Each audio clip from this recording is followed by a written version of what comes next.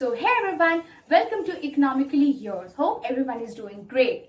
So before proceeding for our next topic, हम लोग वही काम करते हैं. Let's recapitulate कि हमने लास्ट वीडियोस में क्या पढ़ा था. इवन रिकैपिटुलेट कर लेते हैं कि इस चैप्टर में हमने क्या क्या पढ़ा था.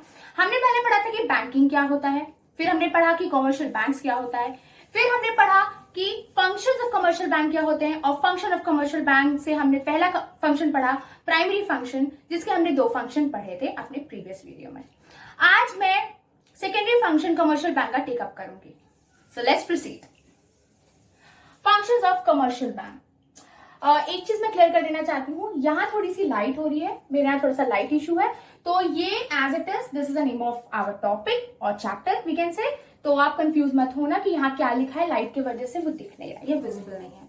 ठीक है, तो ये आपका चैप्टर का नाम है, that is banking, commercial banks and central bank. I hope I made it clear.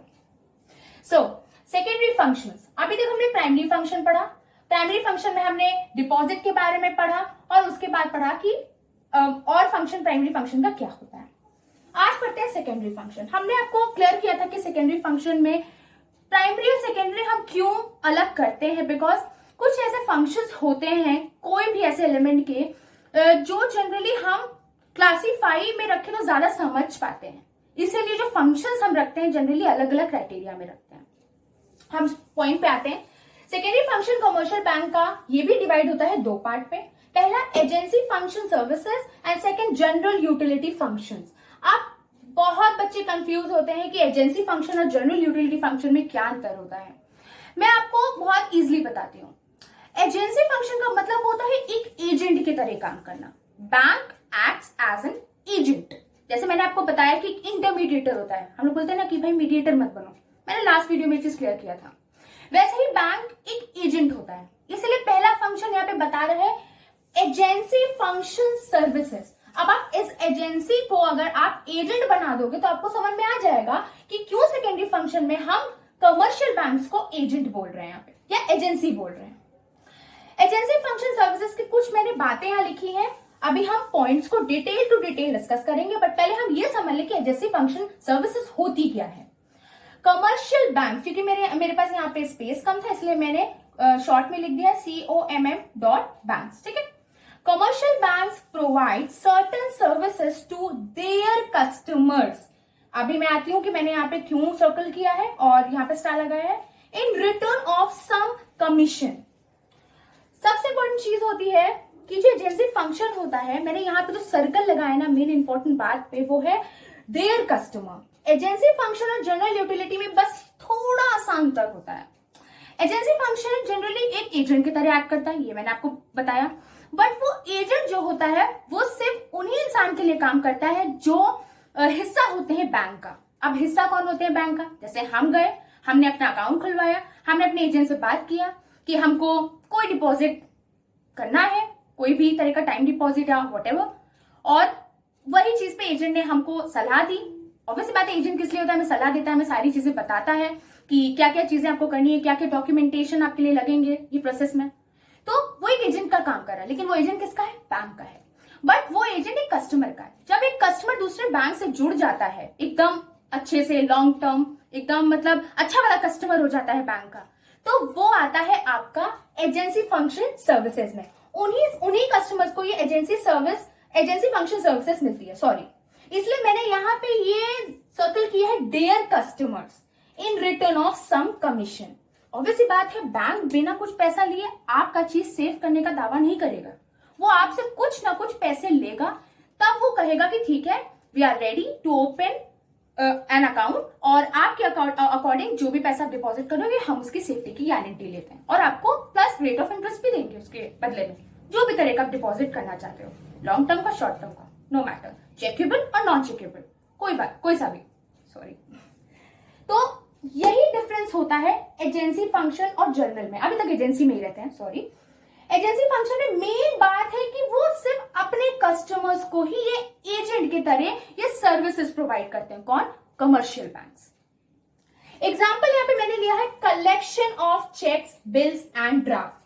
Generally जब आप एक हिस्सा होते हो बैंक के, तभी वो बैंक के पास आप जाते हो, कहते हो कि भैया मेरे को अपना चेक को रिफंड करवाना है, भैया मेरे को ड्राफ्ट करवाना है, तो ये एज अ पार्टनर नहीं बोल सकते हो आप, अपने आप को एक बैंक का हिस्सा बोल सकते हो जिसका अकाउंट है और काफी अरसे से है और बैंक आपको जानता है।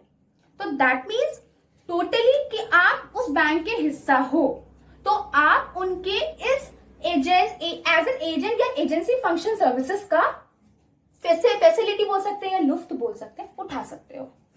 तो ये इसका एग्जांपल है। अभी हम और पूरे इसके फंक्शंस को डिटेल में आगे पढ़ेंगे, बट पहले हमें बेसिक समझना है कि इसके एजेंसी फंक्शन और जर्नल यूटिलिटी में क्या अंतर होता है। अब आते हैं हम लोग जर्नल यूटिलिटी में। यहाँ पे हमने एजेंसी को एजेंट बताया। जर्नल यूटिलिटी क्यों हम बोलते हैं भाई, क्योंकि ये जर्नल पब्लिक के लिए है। कोई भी पब्लिक जाके बैंक से उस स्पेसिफिक जो भी इसमें फैसिलिटीज या फंक्शंस आते हैं, यूटिलिटी आती है, वो उसका लुफ्त उठा सकती है। जनरल पब्लिक मतलब जरूरी नहीं आप जाके वहां पे अकाउंट ही खोलो तभी वो बैंक आपकी हेल्प करेगी। जर्नल यूटिलिटी फंक्शन में generally banks can help you as CBS, that is commercial banks. जैसे कि एग्जांपल देती हूँ बहुत इजी सा, आपकी मम्मी लोग के पास बहुत सारा गोल्ड है, आई होप होगा ही, मेरे मम्मी के पास भी है, और वो गोल्ड आपको घर में सिक्योर आपकी मम्मी लग रहा है कि नहीं रख पा रही है। वो कहती हैं, वो जॉब पे जाती हैं, वो कहती हैं कि मैं अकेले नहीं रख पाऊंगी अपने गोल्ड्स को, तो वो क्या करती हैं, अपने गोल्ड को जाके बैंक में रख देती हैं। एटलीस्ट बैंक पे क्यों, क्योंकि ट्रस्ट है, बैंक उसको सिक्योर रखेगा, बैंक सबसे थोड़े से चार्जेस लेगा, लेकिन जरूरी नहीं कि वो मम्मी पहले अकाउंट खोले तब जाके उनका गोल्ड वहां पे वो सेफ हो पाएगा।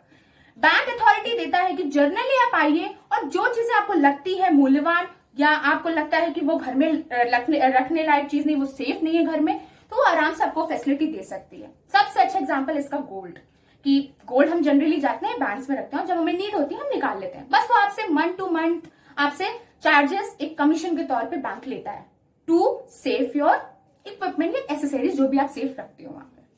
तो यही अंतर है main agency and general utility का। चलिए एक बार इसकी डेफिनेशन देख लेते हैं। बैंक्स रेंडर, अब रेंडर वर्ड आया है तो भाई सर्विसेज ही होगा ना, हम लोग बचपन से पढ़ते आ रहे हैं। Render services not only to their customers but also to the general public, that's why मैंने यहाँ पे सर्कल किया, स्टार्ट किया general public. Example locker facilities, locker facilities में वो गोल्ड वाला एग्जाम्पल बेस्ट। आई गेस आपको बेसिक चीजें समझ में आ गई, बट एक नेक्स्ट में मैं बता देना चाहती हूँ एक बार फिर से, ताकि आप लोग भूलिएगा नहीं। ये जो पहला फंक्शन है सेकेंडरी फंक्शन ऑफ सीबीज या सेंट्रल बैंक का, एजेंसी फंक्शन आपको डील करता है सिर्फ उन्हीं कस्टमर से जो कस्टमर उनके हैं, देयर कस्टमर, जो कस्टमर सालों से जुड़े हैं, उनके अकाउंट्स हैं, वो transaction daily to daily base करते हैं और जुड़े हुए हैं। वो फंक्शन सिर्फ उन कस्टमर्स के लिए, that is agency function services, उनके लिए एक बैंक या कमर्शियल बैंक एक एजेंट का काम करता है। सेकेंड आता है जनरल यूटिलिटी फंक्शन, वो फंक्शंस होते हैं जो जनरली बैंक्स या commercial bank acts like a saviour, या कह सकते हैं एक ऐसा माध्यम जो हमारे एसेसरीज को, जो कह सकते हैं जो बहुत प्रेशियस है जस्ट लाइक गोल्ड, वो हमको कहता है कि आइए आप हमारे बैंक में रखिए और हम उसको सेव करेंगे, बस हम थोड़ा सा कमीशन आपसे चार्ज करेंगे मंथ टू मंथ। तो चलिए अब हम डिटेल्स इसकी डिस्कस करते हैं पॉइंट टू पॉइंट। तो चलिए अब हम डिस्कस करते हैं point to point, detail to detail about agency function of secondary function, किसका, कमर्शियल बैंक्स का। पहला है इसका एजेंसी फंक्शन का पहला फंक्शन है collection and payment of various items. अब सबसे इंपॉर्टेंट चीज है, नॉर्मल बैंक्स का हम कहते हैं फंक्शन होता है, बट ये नॉर्मल फंक्शन ऐसे नहीं कह सकते आप। हर कमर्शियल बैंक यही सबसे बड़ी प्रायोरिटी में काम करती है, स्पेशली सेकेंडरी फंक्शन के अंदर, कि वो कलेक्ट करती है एंड पेमेंट करती है वेरियस आइटम थ्रू आपके चेक से, थ्रू आपके ड्राफ्ट से, डिफरेंट चीजों को, जैसे आपका इंटरेस्ट पेमेंट है, रेंट पेमेंट है, बिजली का बिल है, ये सारी चीजें आप आराम से जाते हो बैंक में पैसा डालते हो और आपको अपने रेंट का पैसा देना है, कुछ भी, ये सारे पैसे आप आराम से पेमेंट कर सकते हो। सेकेंड आता है एजेंसी फंक्शन का दूसरा function purchase and sale of securities. जो कमर्शियल बैंक्स होती हैं जनरली वो परचेज करती है और सेल करती है सिक्योरिटीज को। ये होता है उस समय पे जब देखा जाता है जैसे जो इकोनॉमिक की कंडीशन होती है वो थोड़ी सी डिसबैलेंस होती है, फ्लक्चुएशन होती है बहुत ज्यादा इकोनॉमी में, तो वो जैसा सिचुएशन होती है वो उस तरह से वो सेल और परचेज करती है अपने सिक्योरिटीज का। और सबसे इम्पोर्टेंट चीज की जैसे कि अभी रिसेशन चल रहा है कोविड-19 के कारण, तो जिस तरह से आरबीआई उसको अपने प्रिंसिपल्स बता रही है, अपने गाइडलाइन कह रही है कि ऐसा करो वैसा करो, वैसे ही कमर्शियल बैंक कर रही है। कमर्शियल बैंक जैसे कि हमारा एसबीआई, जैसे कि हमारा आईडीबीआई, ये सारी कमर्शियल बैंक्स हैं। ये मैं पहले मेंशन कर चुकी हूँ। ट्रस्टी एंड एग्जीक्यूटर की तरह काम करती है। ऑब्वियसली बात है, हम ट्रस्ट करते हैं एज अ पब्लिक, हम ट्रस्ट करते हैं, तभी तो वो एक ट्रस्टी की तरह काम करती है, तभी तो हम जाके वहां पे पैसा जमा करते हैं और तभी वो हमारे पैसे को एकदम सेफेस्ट पॉइंट पे रखती है यार, मैं तो ये कहूंगी, और वो आपको इंटरेस्ट भी देती है और एग्जीक्यूट करती है उस तरह से जब जब आपको पैसे की नीड होती है वो आपको हेल्प करती है। This is what we can say trustee and executor, CBs, that is commercial banks. फिर आता है रेमिटिंग ऑफ मनी। जो रेमिटिंग ऑफ मनी में बहुत बच्चे कंफ्यूज हो जाते हैं। रेमिट का मतलब होता है भेजना। जैसे डिस्टेंस प्लेसेस पे पैसे की जरूरत है तो वो ड्राफ्ट के फॉर्म, या हमारे सिस्टर या हमारी फैमिली दूर रहती है तो हम कहते हैं हमें पैसे भेजना है, तो वो डिस्टेंस फॉर्म में आप कहीं भी बैंक में जाते हो, सबको सारा चीजें अपना फिल करते हो, फॉर्म फिल करते हो, सारी चीजें, और आपका पैसा आपके पेरेंट्स या फैमिली तक पहुंच जाता है जिनको भी नीड होती है। This is what remittance, remitting of money. Commercial banks can easily do this under the secondary function. फिर आता है purchase and sale of foreign exchange. This is very easiest function I guess. And ये जो बात है, obviously बात है, जो बैंक्स होती हैं वो आपकी फॉरेन एक्सचेंज करेंसी तो करती है। फॉरेन एक्सचेंज बहुत कॉमन सी बात है। नॉट ओनली आरबीआई, इवन जो कमर्शियल बैंक्स होती हैं वो भी एक्सचेंज करती हैं। आप देखो तो ये इकोनॉमिक ग्रोथ की एक्सेलरेशन का बहुत महत्व पार्ट होता है, बहुत इंपॉर्टेंट पार्ट होता है। क्यों? क्योंकि जब तक आप इंटरनेशनल वे में कॉम्पिटिट नहीं करोगे कैसे बढ़ पाओगे? आपको डोमेस्टिक ही में नहीं सिर्फ टिके रहना है। तो इसलिए not only to empower the RBI, even RBI चाहेगी कि उसके कमर्शियल बैंक्स भी एम्पावर्ड हों। इसीलिए ये भी एक बहुत बड़ा फंक्शन है कि वो परचेज और सेल करती है किसके? फॉरेन एक्सचेंज को, मतलब बाहर की करेंसीज को लेन देन एक्सचेंज करती है। इसका सबसे अच्छा example, if you want to go Thailand, तो थाईलैंड में करेंसी अलग होती है, तो आप उसको कुछ लिमिट होता है कि आपको अगर जाना है वहां पे तो ऑब्वियसली बात है आपको कुछ ऐसा पैसा, कितना कुछ अमाउंट ऑफ पैसा आपको कन्वर्ट कराना पड़ता है। तो दिस इज ऑल बिकॉज कि they have much availability of the foreign exchange. तो भाई हो गया फंक्शन, और क्या। फिर है लेटर्स ऑफ रेफरेंसेस। इसमें तो बहुत ही बच्चे कंफ्यूज हो जाते हैं, कभी पूछ लेता है वन वर्ड में असेसमेंट में आपका कि letter of reference commercial bank के अंदर क्या रोल करता है, क्या इसका मतलब होता है। लेटर ऑफ रेफरेंस का मतलब होता है कि बैंक्स आपको ये बताएगी, हमेशा आपको कहेगी ना, पिंच करती रहेगी कि आपकी फाइनेंशियल क्रेडिबिलिटी कैसी है, पोजीशन बोल सकते हैं। इफ आप सपोज एग्जांपल करो, आपने 10,000 रुपए अपने बैंक में सेव किए थे, बट कुछ क्राइसिस के कारण आपने वो 10 के 9 निकाल लिए और 1,000 रुपए पड़े हैं। अब उस 1,000 रुपए में आप निकालते जा रहे हो, बचा 100 या 200 रुपए, तो बैंक आपको मैसेज के द्वारा इंटीमेट करती रहेगी कि आपका बैंक अकाउंट खाली हो रहा है, प्लीज उसको रिफिल करो, या वेरियस थिंग जो भी आपको इंटीमेट करती है। और प्लस सबसे एग्जांपल, अगर आपने लोन लिया है और लोन लेने के टाइम अगर वो आपके फाइनेंशियल क्रेडिबिलिटी को देखती है कि आप उस लोन को रीपे करने लायक नहीं है फ्यूचर में, तो वो आपको टोकेगी नहीं, तो वो लोन नहीं देगी आप। This is what letters of reference. जब बात रेफरेंस की आती है ना, तो इंफॉर्मेशन सबसे इजी वर्ड होता है। रेफरेंस कहते हैं ना, उसको रेफरेंस करो, उसको रेफरेंस करो, वो रेफरेंस होता है इंफॉर्मेशन, कि हर कस्टमर की इंफॉर्मेशन उसके पास है कि उसने कितना बैंक से पैसा निकाला, कितना रखा, और उसके में कितना बाकी है, और बाकी है तो क्यों कम है तो हमको कस्टमर को इंटीमेट करना पड़ेगा, उनकी फाइनेंशियल पोजीशन उनको बतानी पड़ेगी कि आपके अकाउंट में अभी पैसे कम है, please as soon as possible आप अपने अकाउंट को रिफिल करो, काइंड ऑफ बोल सकते। फिर है लास्ट अंडर राइटिंग। अब अंडर राइटिंग तो पहले मुझे भी समझ में नहीं आता था, बट पढ़ते पढ़ते आ गया।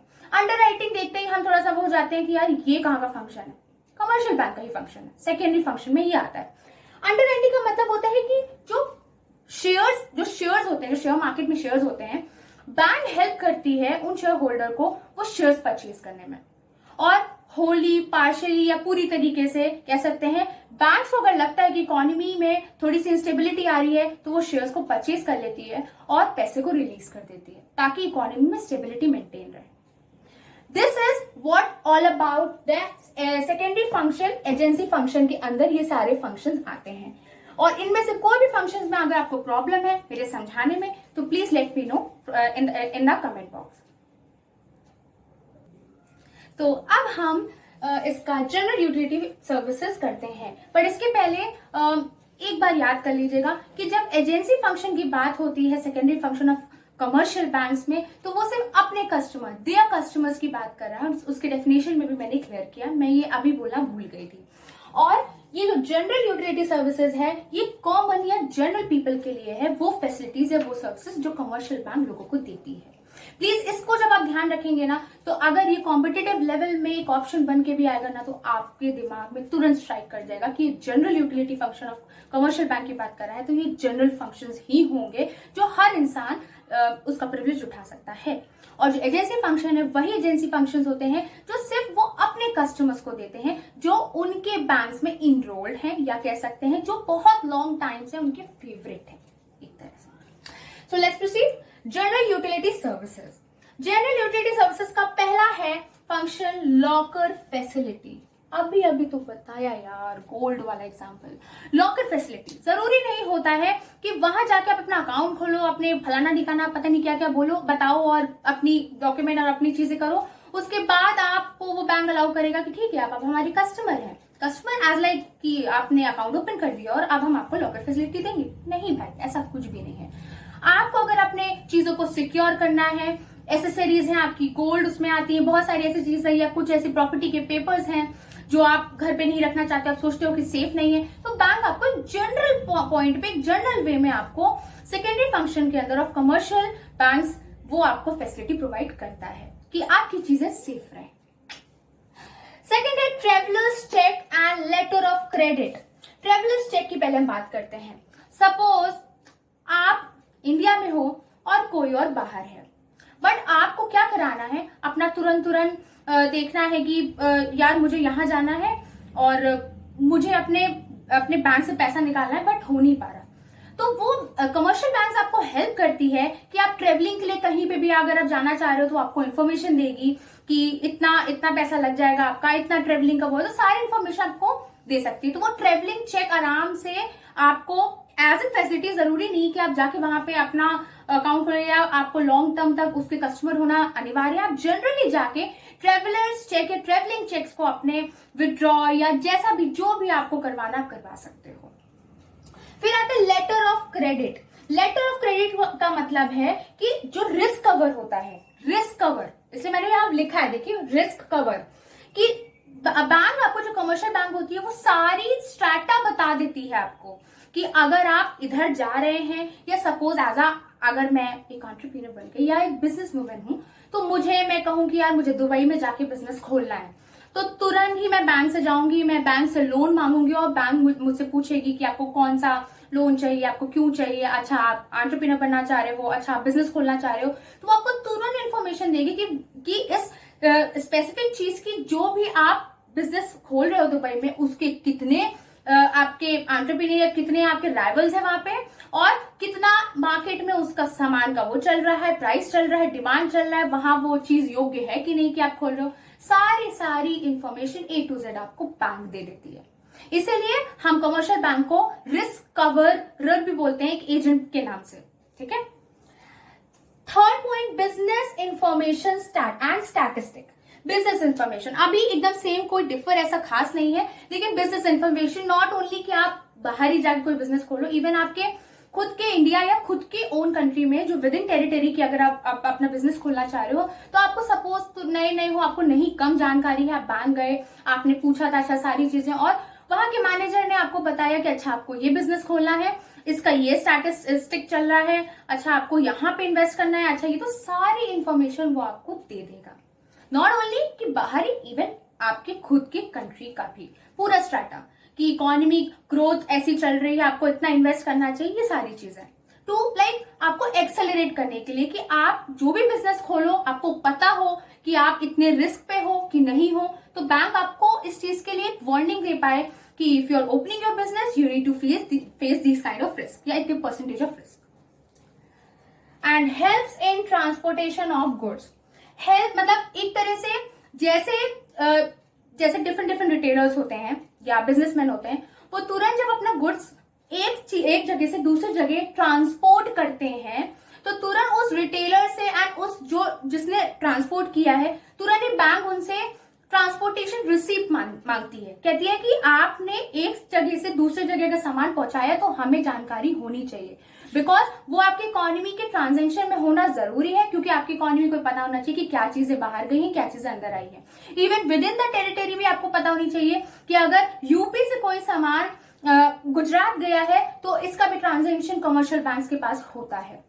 तो इसीलिए सीबीएस सेकेंडरी फंक्शन में ये सारे फंक्शन को बहुत इंपॉर्टेंट रोल प्ले करती है, और ये बहुत कॉमन फंक्शन है जो हर को करना पड़ता है, चाहे वो लॉकअप फैसिलिटी हो, चाहे वो travelling cheque and letter of credit हो, चाहे वो बिजनेस इंफॉर्मेशन हो, चाहे वो ट्रांसपोर्टेशन ऑफ गुड्स में हेल्प हो। सो दीज आर थिंग्स जो आपके कमर्शियल बैंक्स के फंक्शंस में आता है, जो कि मैंने प्राइमरी और सेकेंडरी में डिस्कस किया।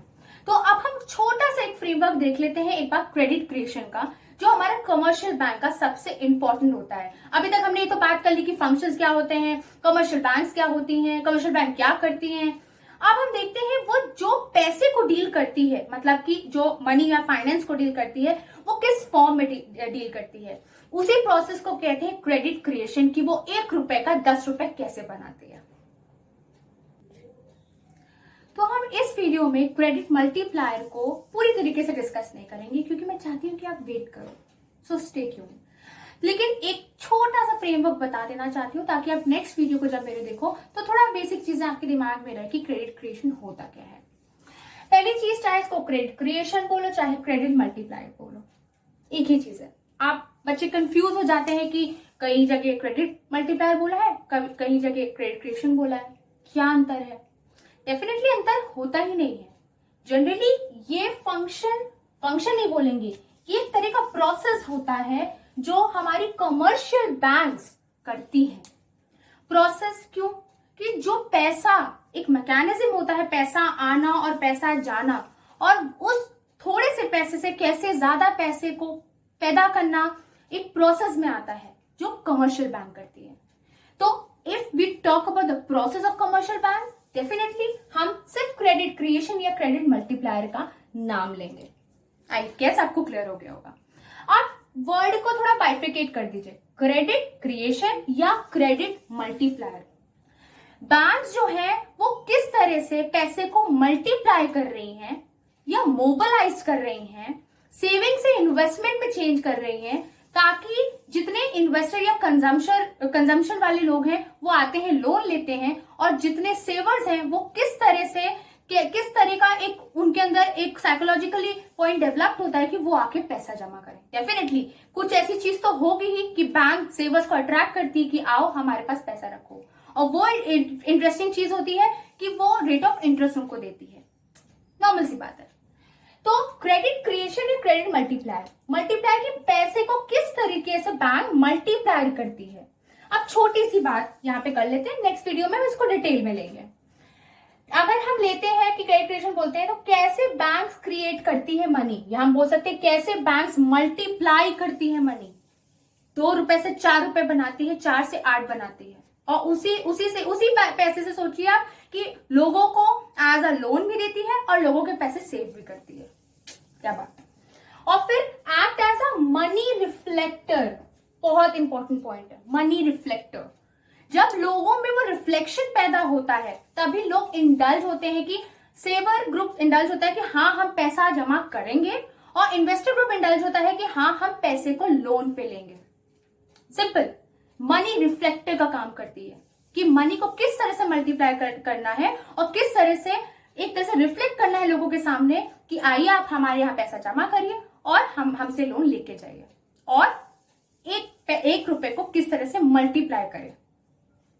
एग्जाम्पल मैंने बहुत ही आसान सा दिया है, क्योंकि आगे जब हम पढ़ेंगे तो बुक के अनुसार मैं आपको एग्जाम्पल दूंगी तो और अच्छे से समझ में आएगा, लेकिन ये छोटा सा एग्जाम्पल समझ लेंगे तो और क्लियर हो जाएगा।